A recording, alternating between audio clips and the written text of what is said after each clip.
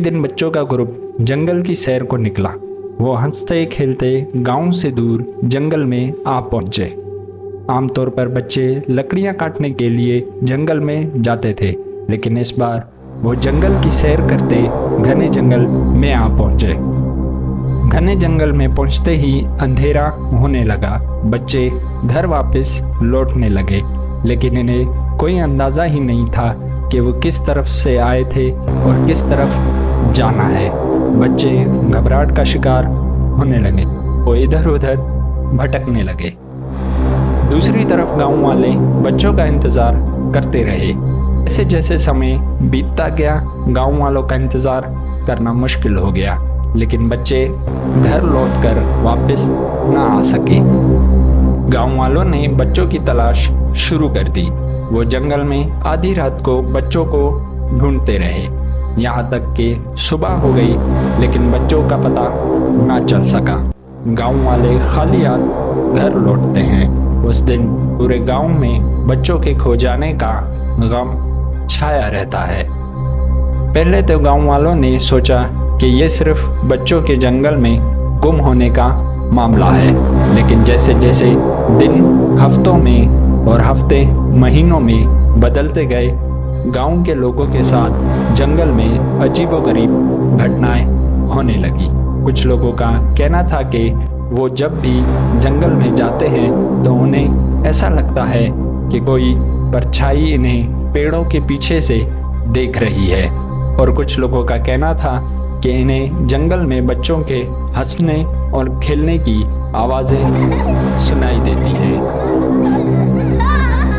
छोटे से गांव में होने वाली खौफनाक घटनाओं की खबरें दूसरे शहरों में भी फैलने लगी। इन्वेस्टिगेशन टीम में काम करने वाले केविन नाम के लड़के को उस गांव के बारे में पता चलता है। वो फैसला करता है कि वो उस गांव में जाकर बच्चों की गुमशुदगी और खौफनाक घटनाओं की तहकीकात करेगा। केविन अगले दिन उस गांव पहुंचता है तो गांव के लोग उसका अच्छे से स्वागत करते हैं। केविन अपना पूरा दिन गांव के लोगों के साथ पूछताछ में गुजारता है।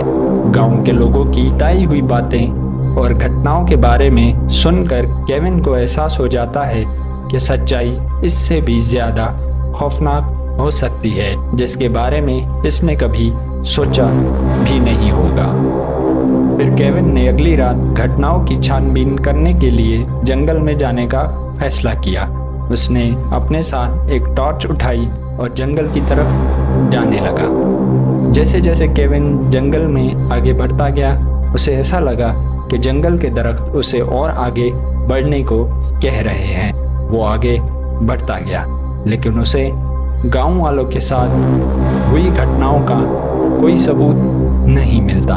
उसे ऐसा लगने लगा कि गांव वाले सिर्फ कहानियां बना रहे हैं। वो वापस जाने का फैसला करता है, लेकिन उसे कोई अंदाज़ा ही नहीं था कि वो किस तरफ से आया था और उसे किस तरफ जाना है। वो इधर उधर भटकने लगा। घने जंगल में भटकते केविन को पेड़ की टहनियों के टूटने और पत्तों की सरसराहट की आवाज़ें सुनाई देने लगी। केविन ने गौर किया तो उसे बच्चों की हंसी और खेलने की भी आवाज़ें सुनाई देने लगी।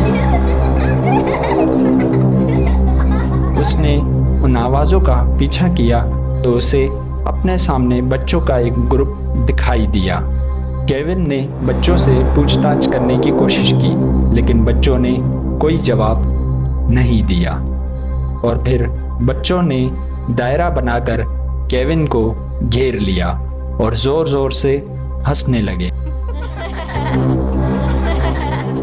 उनकी हंसी बिल्कुल साफ थी, लेकिन फिर अचानक वो हंसी खौफनाक हो गई और उनकी आंखें काली पड़ गई। केविन को ऐसा लगा कि वो भी उस भयानक चीज का हिस्सा बनने जा रहा है। उसने वहां से भागने की कोशिश की, लेकिन वो नाकाम हो गया और फिर धीरे धीरे केविन के सामने अंधेरा छा गया। केविन की आंखें खुली तो उसने देखा कि वो अपने रूम में सो रहा था। उसे लगा कि ये एक उसका भयानक सपना था। लेकिन तभी केविन की नज़र नोट पर पड़ी। उस नोट में एक मैसेज लिखा हुआ था, ये तुम्हारा सपना नहीं था।